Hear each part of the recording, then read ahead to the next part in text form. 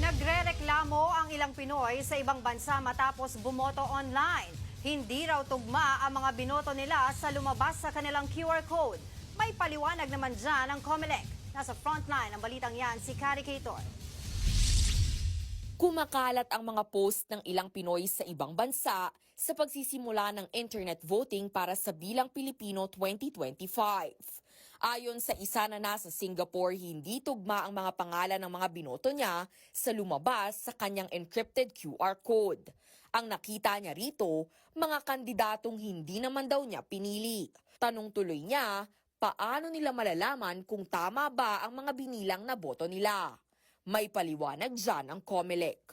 Pag pinindot po kasi nila yung QR code, ang lalabas po doon, hindi na yung pangalan ng mga kandidato na kanila pong binoto.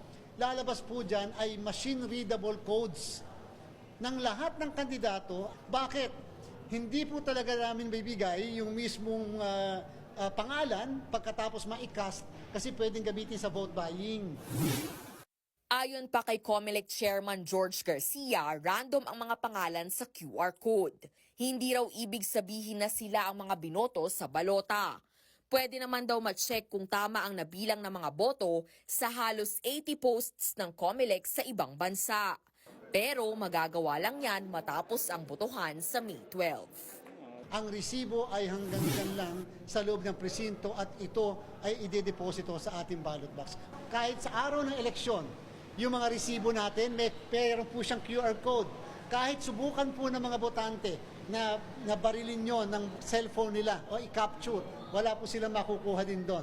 Hindi po sila otorisado, hindi natin talaga yon papayagan kasi nga paglabas, mapapakita nila yung picture sa QR code at pagkatapos pwedeng gawing basihan ng vote buying. Hindi mo nga pinayagan maglabas ng resibo pinayagan mo na magpicture.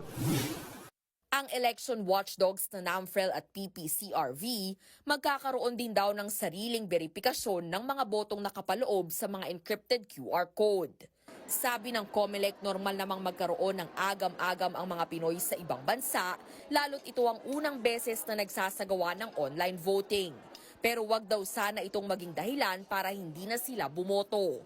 Inaasahan ng COMELEC na hindi bababa sa 55% ng 1.2 million registered overseas voters ang mga boboto ngayong taon. Pero sa kasalukuyan, nasa 55,000 pa lang ang nag-enroll sa internet voting. Hinikayat din ng palasyo ang mga OFW na makiisa sa botohan. Po ay karapatan po talaga nila. Dito po nila mapapakita ang kanilang boses. Bumoto po kayo ng nararapat. Bumoto po mula sa puso.